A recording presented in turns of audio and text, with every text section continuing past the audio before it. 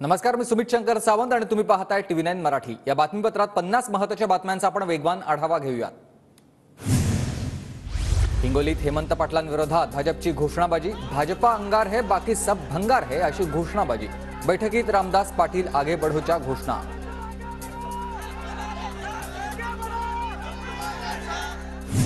खासदार हेमंत पाटलांनी घेतली मुख्यमंत्री एकनाथ शिंदेंची भेट। हेमंत पाटलांच्या उमेदवारीमुळे भाजप पदाधिकारी कार्यकर्ते नाराज। हिंगोलीतील उमेदवार बदलण्याच्या मागणीला जोर। धुळ्यात अजित पवार गटाच्या आढावा बैठकीत राडा। मंत्री अनिल पाटलांसमोर कार्यकर्त्यांची उघड नाराजी। कार्यक्रमामध्येच जात असल्याचा कार्यकर्त्यांचा आरोप पाहायला मिळाला।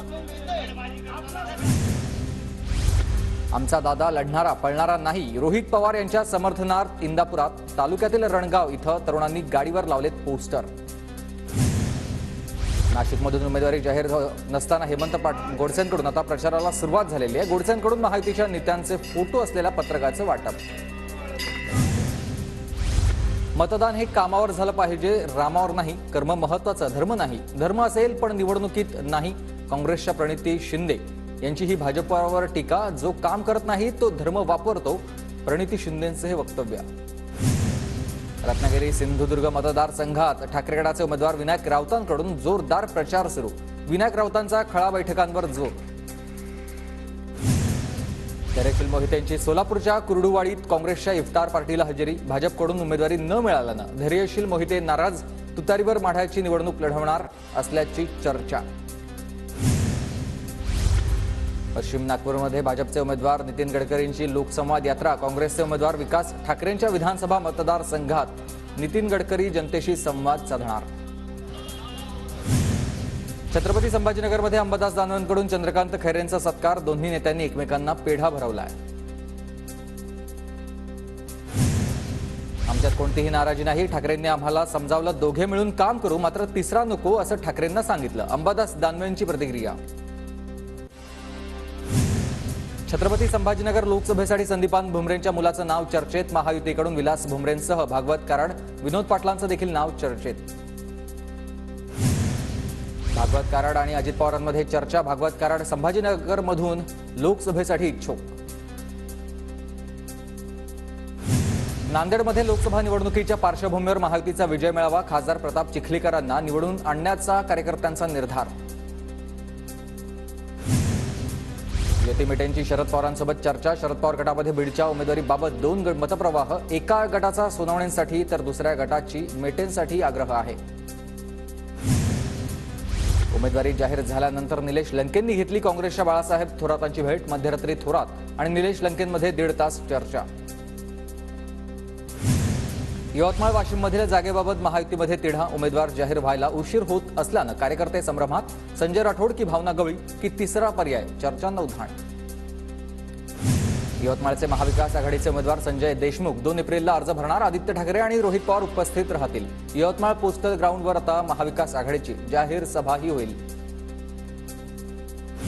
नवनीत राणांच्या नामांकन अर्जासंदर्भातील पोस्टरवर राज ठाकरेंचा फोटो नाही। नवनीत राणांच्या शिवाजी महाराजांच्या जयंतीच्या पोस्टरवर महायुतीच्या नेत्यांबरोबरच राज ठाकरेंचाही फोटो लावण्यात आला होता। सुनेत्रा पवारांनी बावधनमधील भाजपच्या कार्यालयाला दिली भेट। कार्यालयाला भेट देत कार्यकर्त्यांशी साधलाय संवाद। नांदेडमधील काँग्रेसचे उमेदवार वसंत चव्हाणांच्या कार्यालयाचं उद्घाटन। माजी मंत्री कमल किशोर कदमांच्या हस्ते कार्यालयाचं उद्घाटन। वर्धामध्ये महाविकास आघाडीच्या पदाधिकाऱ्यांची बैठक। शरद पवार गटातून अमर काळेंना उमेदवारी जाहीर झाल्यानंतर निवडणुकीच्या अनुषंगानं बैठक। बैठकीला अनिल देशमुख, सुरेश देशमुखांची उपस्थिती। मदत आणि पुनर्वसन मंत्री तथा पालकमंत्री अनिल पाटील नंदुरबारच्या दौऱ्यावर। निवडणुकीच्या पूर्वसंध्येला राष्ट्रवादीची बैठक। भाजप आणि राष्ट्रवादीचा वाद मिटवण्यासाठी अनिल पाटील मैदानात। राज्यातील भाजप क्लस्टर प्रमुखांची आज संध्याकाळी 6 वाजता बैठक। बैठकीला देवेंद्र फडणवीस आणि चंद्रशेखर बावनकुळे उपस्थित राहणार। लोकसभा निहाय आढावा घेतला जाणार। चेंबूरमध्ये फाईन आर्ट्समध्ये महायुतीचा संकल्प मेळावा। राहुल शेवाळे, आशिष शेलार, प्रसाद लाड, सदा सरवणकर, समीर भुजबळ, मनीषा कायंदेंसह इतर महायुतीच्या नेत्यांची उपस्थिती। आनंदाच्या शिध्यात महागडी व्हिस्की आणि बियर देणार। चंद्रपूर लोकसभेसाठी उमेदवार असलेल्या वनिता राऊतांचं आश्वासन आहे, देशी दारू पिणाऱ्या गरिबांना देखील आता कधी कधी चांगली दारू मिळावी यासाठी आनंदाच्या शिध्यात व्हिस्की आणि बियर देण्याचा हा त्यांचा तर्क.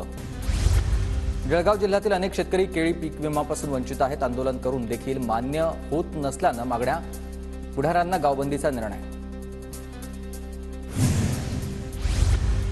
उजनीचं पाणी कमी झाल्यानं हजारो वर्षांपूर्वीचं पळसनाथाचं हेमाडपंथी मंदिर पाण्यातून बाहेर आलंय. सध्या काही प्रमाणात मंदिराची पडझड.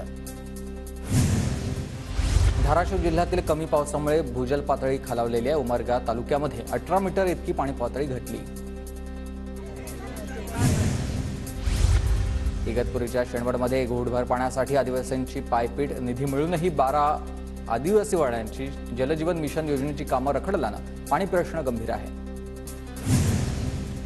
धाराशिव जिल्ह्यात रोजगार हमी योजनेतून शेततळ आणि सिंचन विहिरीसाठी निधी मंजूर. 283 कोटींचा निधी मंजूर झाल्यानं दुष्काळग्रस्त भागात शेतकऱ्यांना मोठा आधार. जळगावच्या भुसावळमधील हतनूर धरणाचा पाणीसाठा 76.80%. अनेक ठिकाणी पाणी टंचाई सुरू असताना हतनूर धरणाचा जलसाठा समाधानकारक स्थितीत आहे. साताऱ्यातल्या पाटणमध्ये अवकाळी पावसाची हजेरी. अनेक ठिकाणी सकाळपासून पावसाची रिमझिम. सिंधुदुर्गातील आंबोली परिसरात अवकाळी पावसाची हजेरी. आंबा आणि काजू पिकांवर परिणाम होण्याची शक्यता आहे. नवी मुंबईतील बाजारपेठेत लसणाची आवक वाढल्यानं मोठ्या प्रमाणात दरात घसरण. घाऊक बाजारात लसणाचे दर 50 ते 140 रुपयांवर. वाशिमच्या कृषी उत्पन्न बाजार समित्यांमध्ये नाणे टंचाईचा प्रश्न गंभीर. नाणे टंचाईमुळे अडत्यांकडून आता खरेदी केलेल्या शेतमालाचे चुकारे करणं शक्य नसल्याचं व्यापाऱ्यांचं म्हणणं आहे. संत एकनाथ महाराजांच्या नाथषष्ठी उत्सवात दक्षिण काशी पैठण नगरी दुमदुमली.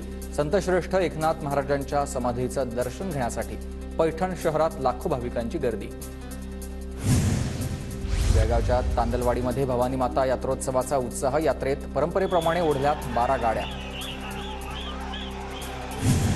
कोल्हापूर तिरुपती विमानसेवा आजपासून पुन्हा पूर्ववत. आठवड्यातून 3 दिवस विमानसेवा मिळणार. नांदेडकरांची प्रतीक्षा संपली. कोरोना काळापासून बंद असलेली विमानसेवा सुरू. दुरुस्तीचं काम पूर्ण. नाईट लँडिंगचं देखील व्यवस्था करण्यात आलेली आहे. एमपीएससीच्या परीक्षा अनिश्चित काळासाठी लांबणीवर. तारखा लवकरात लवकर जाहीर करण्याची विद्यार्थ्यांची मागणी. महाराष्ट्र लोकसेवा आयोगाच्या बहुचर्चित लिपिक टंकलेखक परीक्षेचा निकाल लवकरात लवकर लावण्याची मागणी. 7,000हून अधिक पदांची मुख्य परीक्षा डिसेंबरमध्ये पार पडली आहे.